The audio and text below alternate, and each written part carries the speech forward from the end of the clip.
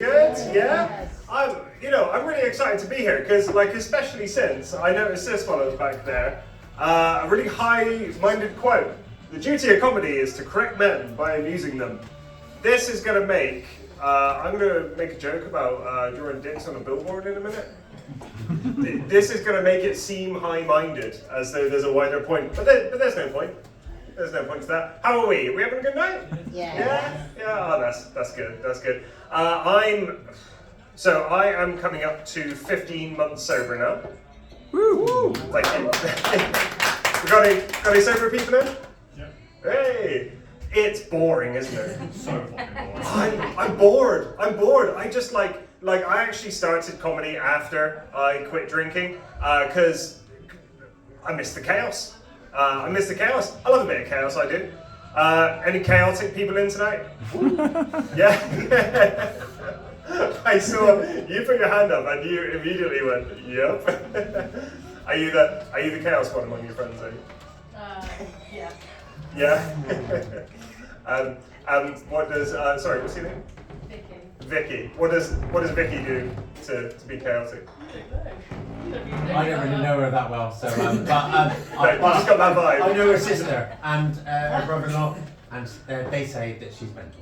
They warned you, so They you warned don't know us. Vicky. You've presumably met her tonight, and No, he's no Her- one knows me. I've known her sister's already warned you. Yeah. Okay. We're just Wow. friends. Word travels fast. Word really travels fast. But yes, yeah. I do like being sober. I think it's exposed some kind of personal stuff which I have to go through, which I'm just going to share now. I have some body image issues. Somebody the other day pointed out to me that I look a bit like Where's Wally if he decided to start looks maxing. I'm trying to keep fit. I go to this boxing place in the middle of Bristol. They also do MMA. Anybody here do MMA? Anybody here does? No?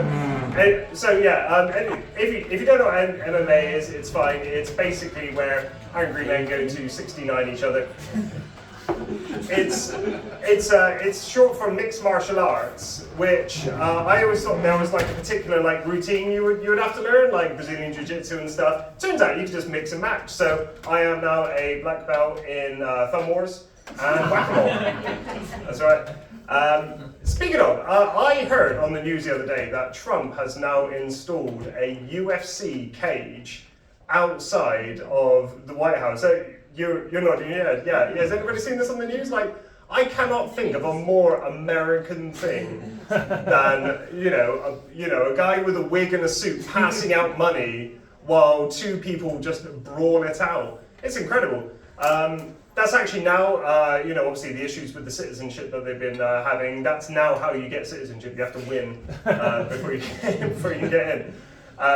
But I was thinking, because we were never the coolest of the countries, were we? We were always the lame younger brother kind of thing.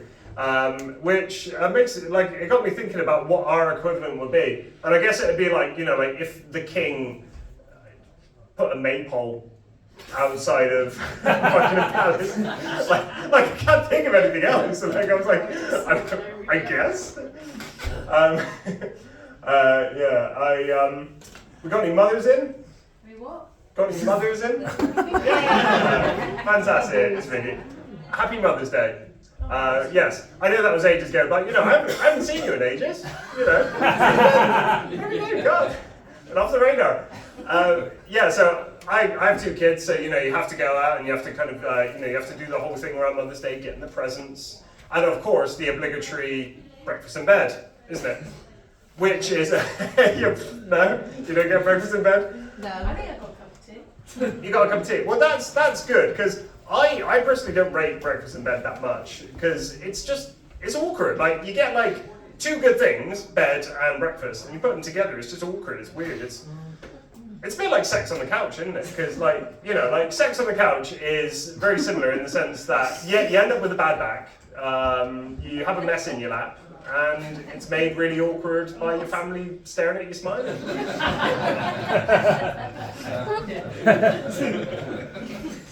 That's right. High quality stuff. So Valentine's Day is coming up. Current jokes tonight only.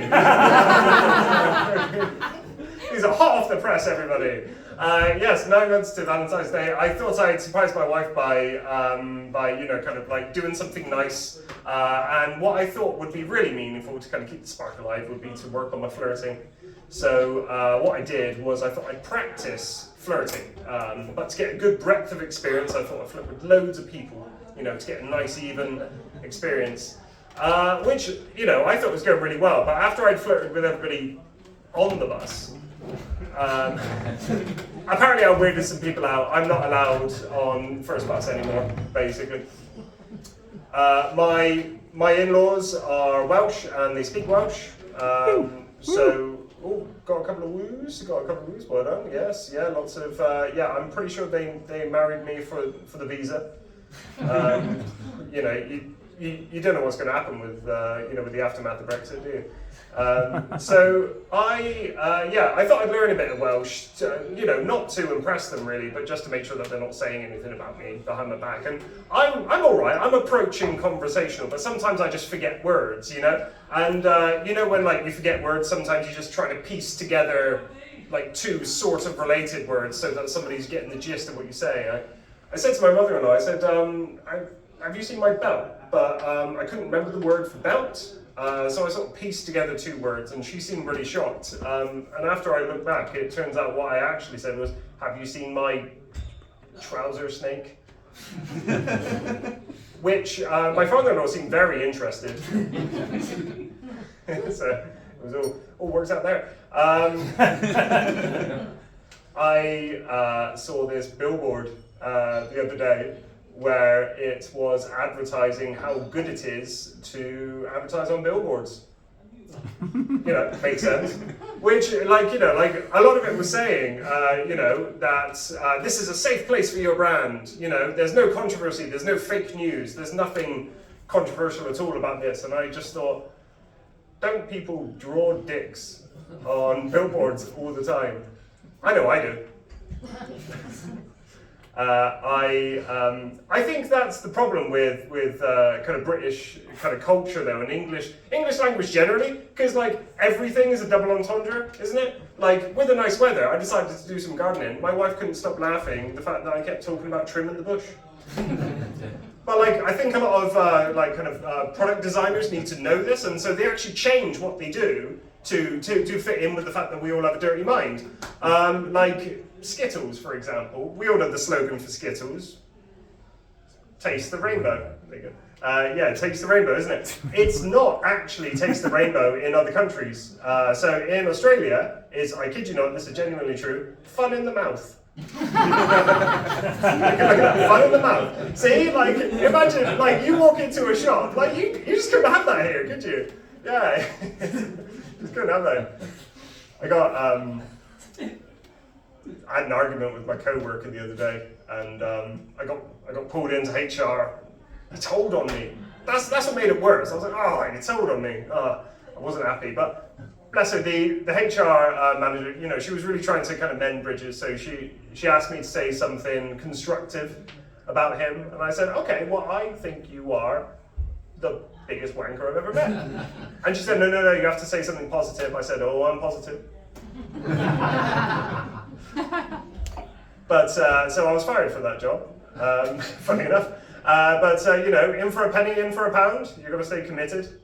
I recently realized that is quite possibly the worst financial advice you could ever get. In for a penny, in for a pound. Because, if you actually think about the magnitude of that is like, whatever's going wrong right now, I'm in 100 times more. It's like, I've had one habanero chili, 99 to go.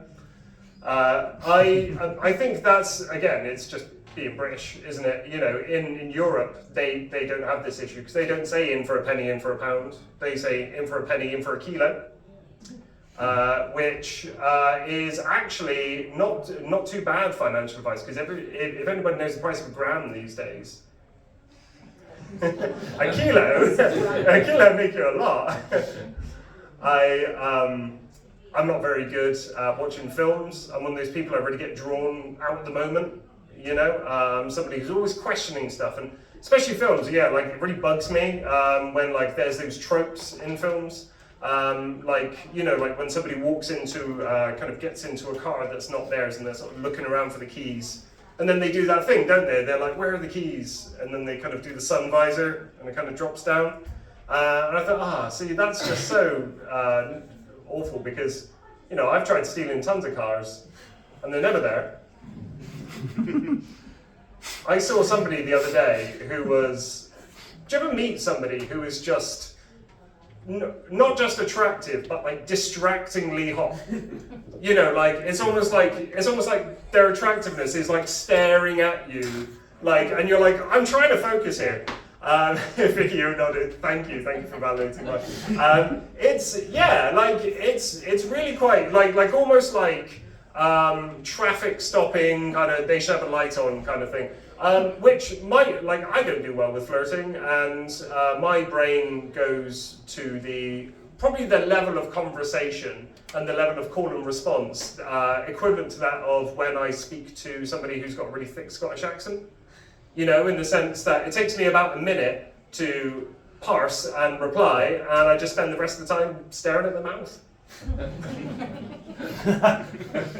Have we got any rugby players in? Anybody used to play rugby? Yeah, a couple? Yeah, nice. We're a stocky bunch, aren't we? Yeah, a bunch of stocky rugby players. It's an interesting one, yeah, because like rugby, like I don't get what makes people who play rugby stocky, whether it's like stocky people are drawn there, or whether it's something about rugby that makes you stocky. Like if there's something about putting your head up men's butts that just, you know, makes you stocky. Which I think there probably is some truth to that, in the sense that, you know, even in amateur stuff, there's a lot of pressure that goes into those scrums, doesn't it? You know, and especially as you get more and more central to the kind of middle of the scrum, like that front row, if you've ever met like a prop or a hooker, they're basically just like a human cube. And they actually start out super tall, they just get crashed. Yeah, there you go. Yeah, that's all my things. You guys have been absolutely lovely. Thank you very much.